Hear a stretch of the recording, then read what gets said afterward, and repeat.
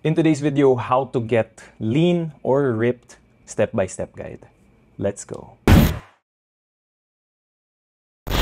What's good YouTube? Welcome back sa channel, Jacob Alaba. Kung bago kayo dito, this channel is all about fitness, health, lifestyle, and self-development.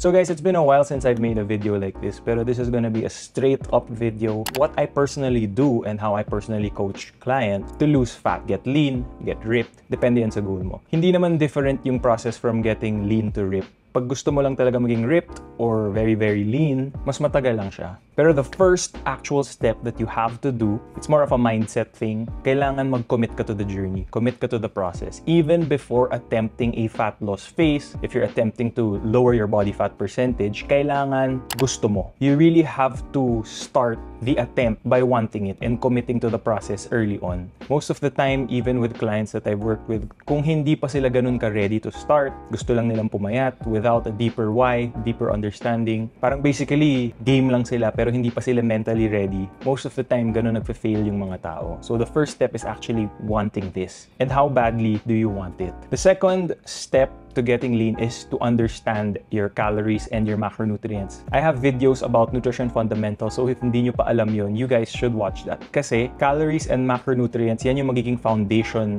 ng nutrition nyo. When you are going to be dieting, whether it is changing your body composition to grow muscle mass or to lose body fat, kailangan mong maintindihan yung calories and macronutrients. This will also give you a lot of flexibility in the long run, as opposed to ito lang kinakain mo without really understanding bakit ito yung kinakain mo. So pag alam nyo na yun, you try to compute for your calories and macronutrients. So for my case, when I was around 190 pounds, I used an online formula, tapos 2,100 calories ako nag-start.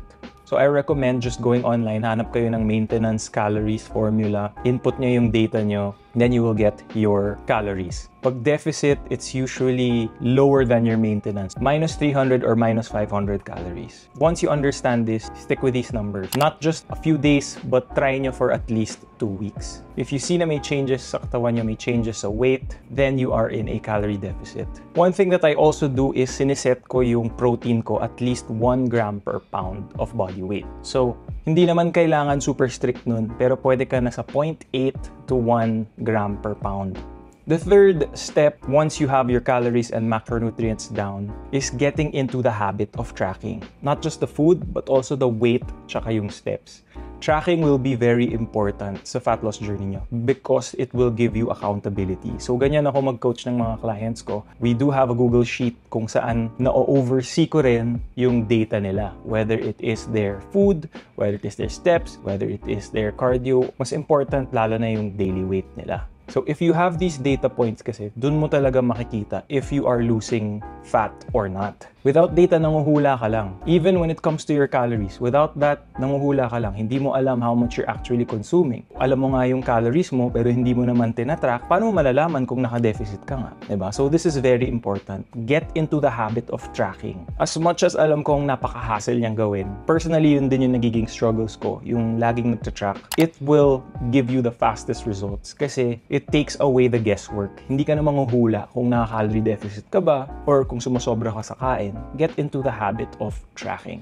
Number 4, ito very underrated and commonly overlooked, is to get quality sleep. So get enough hours. Ako personally, mga 6 to 8 hours of sleep per night. And this one really will be a challenge for some of you na mahilig mag-stay up late. Nung nagsa-start ako nung fat loss journey ko, this was one of the most difficult things I had to do. So I had to just put my phone down, turn it off, turn off the lights, and force myself to sleep. Yung start yung mahirap talaga. Once makommit mo yan, at least a week or 2, dire-diretso na yan. Masasanay na yung katawan mo and yung katawan mo yung kusang maaantok na. Pero kailangan mo talaga siyang i-force. Malaking bagay ang restful quality sleep when it comes to fat loss or even building muscle or even preserving muscle. High quality sleep will speed up the fat loss process. Number 5, for most of you, baka hindi kayo nagbubuhat or nag-exercise, pero if you want to be lean, you want to lose fat, you'll have to lift weights. That's the only way we can preserve our muscle mass. To be honest, kung gusto mo lang mag-lose ng weight, gusto mo mag-lose ng fat, and hindi ka naman talaga nagbubuhat, a calorie deficit will suffice. Enough na yung activity, yung step count mo, tsaka yung nutrition mo, yung diet mo. For people who want to either build muscle or preserve muscle, napaka-importante ng lifting weights. So the 3 things that will help you preserve or even build muscle will be your weight lifting, resistance training, your sleep quality, and your protein consumption.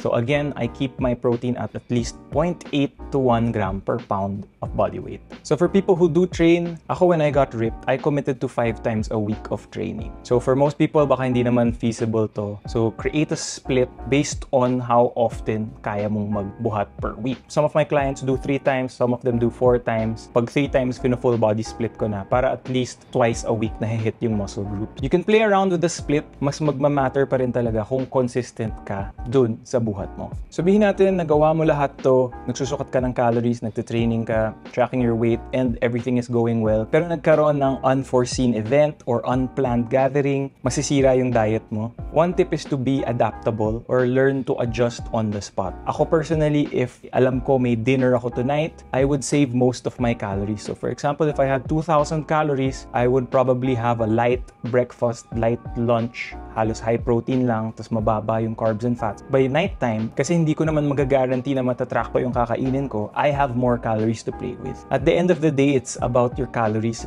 Maganda kung ma-manage mo siya early on para by nighttime, hindi ka ganun ka-ipit sa calories. At the same time, kung kunwari may breakfast meeting or naparami yung calories mo sa umaga, I would lessen my calorie intake sa gabi or even sa lunchtime. That way, may ensure pa rin na naka-calorie deficit ako. Number 7 is, again, related to consistency, is not feeling defeated if things don't go your way. Rare na magkakaroon tayo ng perfect fat loss journey. Even ako, hindi perfect yung mga fat loss journeys ko kasi nagkakaroon talaga ng times, nagkakamali ako, sumasobra ako sa calories, I mess up. The one thing you should not do is quit just because you messed up. Now, marami akong na-encounter na ganito, even with clients na they feel defeated kapag nagkamali sila or kapag nag-mess up sila ng week or day.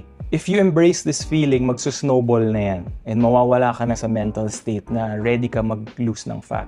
So this also relates to adaptability na kailangan kapag nag-mess up ka one day, balik ka lang sa next day. Huwag mo isipin na lahat ng progress na na-achieve mo at that point nawala.